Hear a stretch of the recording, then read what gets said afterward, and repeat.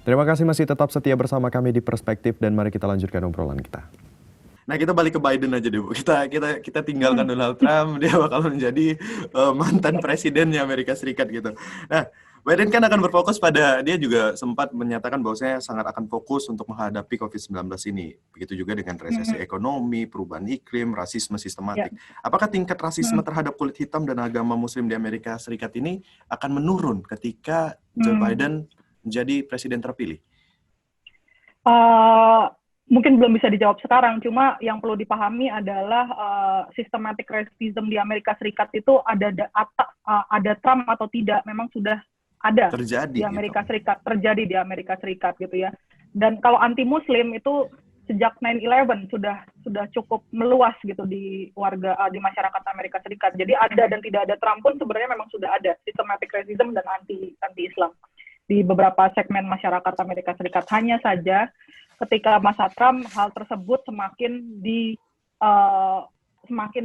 diperuncing gitu ya, semakin diperuncing dan didukung. Sedangkan kalau masa Joe Biden yang diharapkan adalah narasi-narasi yang diciptakan yang lebih terkait dengan persatuan, perdamaian gitu ya.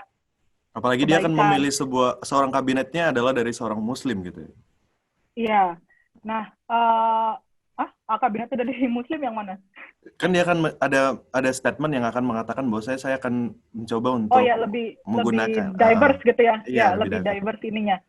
Nah, ya itu tadi. Cuma pada masa Biden memang kemudian yang diciptakan kemarin dia baru aja milih calon menteri, baru aja kemudian mengkandidasikan calon menteri yang dari Indian atau Native American.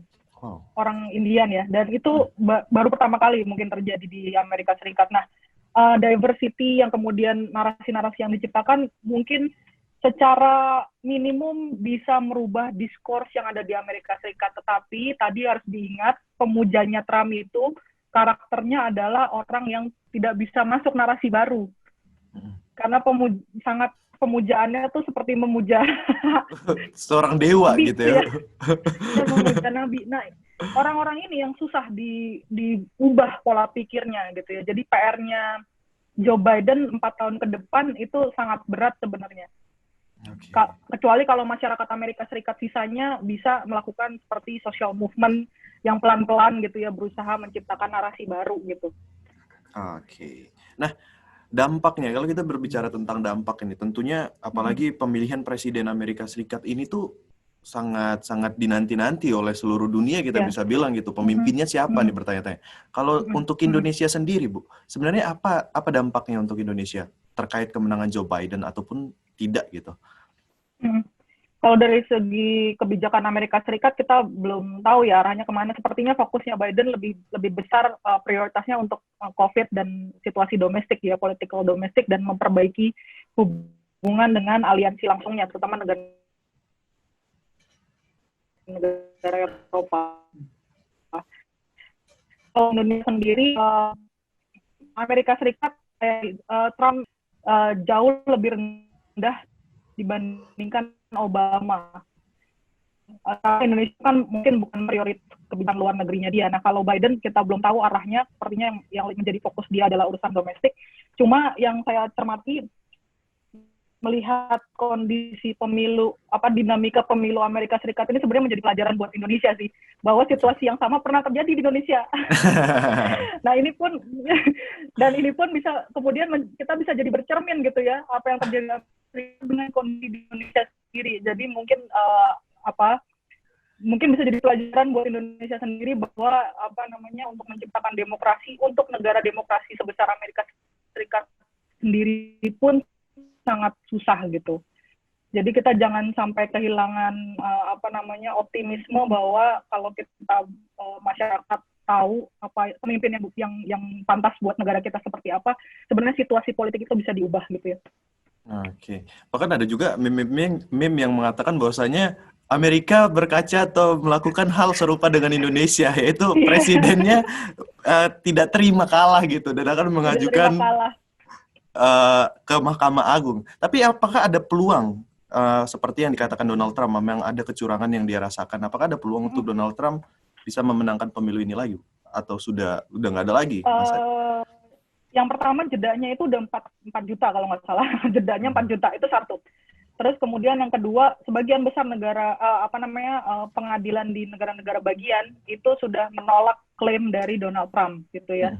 Tapi memang kemudian ada ditemukan, ada misalnya di saya lupa di Georgia apa Wisconsin, ada 2.000 ballot yang tidak terhitung. Oke. Tapi 2.000 vote dibandingkan dengan 4 juta gap itu juga nggak akan Ngejar gitu merubah ibaratnya. apa-apa, nggak akan ngejar apa-apa gitu. Tapi memang akhirnya kemudian muncul, ya memang benar ada kesalahan-kesalahan yang terjadi di lapangan, cuma tidak ada yang namanya widespread fraud atau kecurangan yang massal gitu ya, yang bagaimana diklaim sama Donald Trump. Oke. Saya jadi teringat nih, Bu. Kalau misalnya kan kita bisa lihat ini Donald Trump ini dulunya sangat diisu-isukan kemenangannya oleh Rusia gitu. Dan juga Joe Biden kita tahu dia sangat dekat ke China ya. Kalau bisa saya bilang. Apalagi kita tahu Huawei dan Amerika Serikat itu ada gesekan. Apakah itu akan mempengaruhi juga nantinya ketika Joe Biden menjadi presiden? Salah satu harapannya memang karena Amerika Serikat dengan China kan lagi trade war ya, perang dagang. Iya. Udah sekitar 2 tahunan belakangan ini gitu ya. Salah satu ekspektasinya kemudian memperbaiki hubungan dengan China kembali gitu. Karena kalau Trump ini kan sangat transaksional gitu ya. Dia karena bisnismen mungkin background-nya jadi duit aja yang dipikirin. Jadi kalau Ukraine nggak bisa ngasih saya benefit secara politik, saya nggak akan bantu kamu gitu kan. Itu yang isu yang kemarin impeachment. Jadi dia gimana nih saya kasih kamu bantuan uang gitu ya, asal kamu investigasi anaknya Joe Biden. Nah itu kan buat kepentingan politiknya dia sendiri. Yeah. Nah sama kalau misalnya Cina tidak bisa ngasih, yang terjadi kemudian adalah kalau Cina nggak bisa ngasih benefit buat saya, ya saya nggak akan mau buka hubungan dengan ini. Nah ini salah satu PR-nya Biden sebenarnya untuk memperbaiki hubungan Amerika dengan negara-negara yang strategis gitu. Oke. Nah Bu, kalau kita sudah selesai membahas ini, tapi mungkin kita harus berdiskusi lebih panjang lagi nanti di lain kesempatan gitu. Tapi kira-kira kalau misalnya kita lihat sistem demokrasi yang diterapkan Amerika Serikat sendiri, apakah kalau kita lihat segi baik dan segi buruknya, kira-kira apa yang bisa kita tiru untuk penerapan sistem demokrasi yang ada di Indonesia ini?